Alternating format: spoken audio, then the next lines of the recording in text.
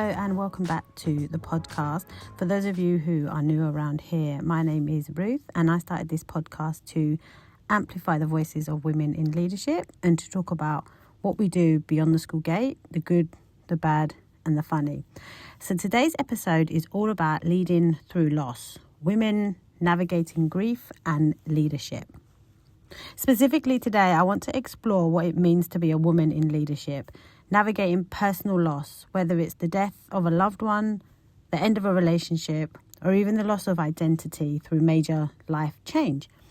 I personally have had a bereavement in my family, which triggered the thought of me to do this podcast, because I think it's something that's definitely front of mind for me. Leadership doesn't stop when life falls apart, but how do we keep showing up authentically, humanly, while still leading with strength and integrity? So today, I'll be sharing a little bit about heartbreak, resilience, and a little bit of reinvention as well. So for many women, there often has silent expectations of us to hold it all together, to be the rock, to be the fixer, to be the calm in the storm. And I feel like not only am I pretty good at that, I feel like I pride myself on that as well. And I think during this particular time of grief, that's something that has been hard for me emotionally to try and comprehend and grapple with, being the rock, the fixer, the calm in the storm, but knowing emotionally inside I have an emotional cyclone happening. And grief doesn't check our titles before it arrives. Grief doesn't check what role we're in, what boardroom we're in, what meetings we're in, what we've got on our plate at work. It just doesn't. There's such an emotional split for me between the personal devastation and professional responsibility. And it's probably something that a lot of you guys as listeners will know all too well, unfortunately. It's a double burden, isn't it? I think, of grieving privately whilst also performing publicly. One of the lessons for me on this grief journey, and I'm very early on in this grief journey, is intentionally making space for grief. When my mum passed away, and I was pregnant with my son, I don't think I did that, and I didn't know how to do that. I think now I'm in a much better place. So I'm intentionally making space for grief. And I've asked myself the question, so what does making space for grief actually look like in leadership? And I think one of the most powerful things we can do as women in leadership is to model vulnerability. It's not a weakness, it's a strength. And it's also an invitation for others to also be human too.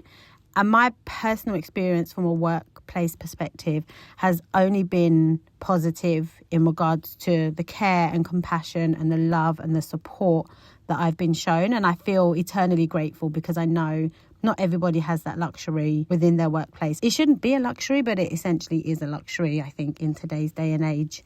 So I think making space for grief is more than self-care.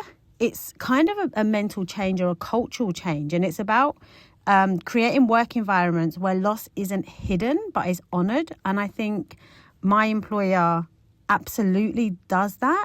And it's so interesting because I get the feeling that it's not necessarily, like, it's not an intentional orchestrated thing. It's just a general thing that's part of the fabric. And I think that for me makes it even more special, because it's not a tick box exercise because the world is saying that organizations should work in this way now. It's just something that's in the fabric of the organization. And I think there's something quite magical about that. So if you are going through loss, I'm so sorry. It is a difficult time.